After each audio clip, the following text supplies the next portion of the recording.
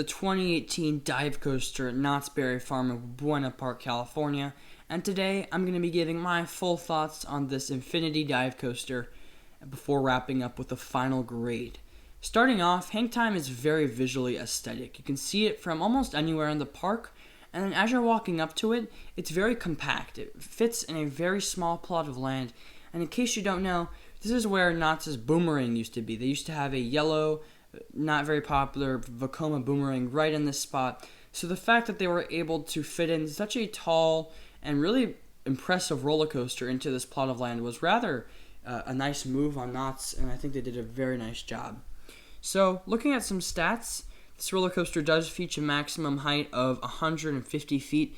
If you compare that to the B&M dive coasters, it's not as good, but compared to some of the infinity coasters, I think that's rather impressive, actually. So definitely has some nice stats, and it looks pretty tall as you're walking up to it as well, especially if you get near and up and close with that 96-degree drop. Starting off, the coaster has a really subtle theme. It is themed to surfing, and there's a couple of indications of this. For one, the trains are meant to look like a surfboard, and the seat backs are also meant to look like different surfboard designs. The name of itself is also sort of a name, or I guess a nod to the theming, because hang time is something that happens when you surf a wave. So definitely a nice little nod there. Really cool. Walking up to the ride, you'll go into the station. Based on my experience, it is assigned seating. Got about 6 rides, and all of them were assigned seating, unfortunately.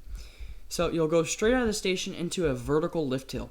And believe it or not, this vertical lift hill is my favorite part of the ride. It feels like you're going to slide out. It's really awesome. This features really comfortable lap bars, which I think is really awesome. That's a thing. Then you're going to go into this little pre-drop, and it's a pretty steep little dip down. However, I was quite disappointed with the way that it stops you, because instead of really just stopping you there, like right next to the drop, it stops you as soon as you dispatch from the lift hill. So it doesn't really feel like you're hanging over it, because after you're done with the holding brake, you keep going down. After the drop, you'll go into this non-inverted top hat. This is an okay element, no airtime whatsoever, just kind of a boring little thing. Following that, you'll go into this little dive loopy inversion before hitting a little bit of a sort of off-axis loop. This was probably my favorite inversion on the ride, this off-axis loop. Pretty interesting element. After that, you'll go into a cutback. I've experienced cutbacks before. This is probably my favorite one. After a little ejector airtime moment, you'll hit a Cobra roll. Cobra roll's on okay. Definitely had a bit of a rattle to it, which I liked. And after that, you'll hit one more pop of airtime and then hit the brake run.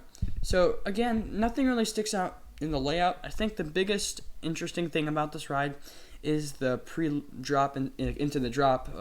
That's probably my favorite sequence of elements. Really just the first sequence of ride where you're going up the lift hill and then hit the drop. That's probably my favorite part of the ride. But really the rest of the ride is a lot of fun. One more thing I wanted to mention is at night, Hangtime looks spectacular. They sync it with music so that, if it's a love song, it will be pink, etc. And it just really syncs nicely, which I think is cool. The most popular color scheme that they were using my night was blue and green, which I thought looked really cool, like sort of like an under the sea theme. And it just looks really nice, just generally, which is a huge upside. I don't have any major complaints about Hangtime. It has a couple of dead moments, which is a problem. Some of the inversions are just kind of like a lolling. And it really only has 2 okay moments of Hangtime. Really only one moment of Hangtime, which is on that vertical loop. So definitely a fun coaster. My number 3 in the park, and for a final grade, I will be giving it a B. If it could get any higher, I think it would. If it was a little bit taller, maybe a little bit faster, maybe it could get a higher grade.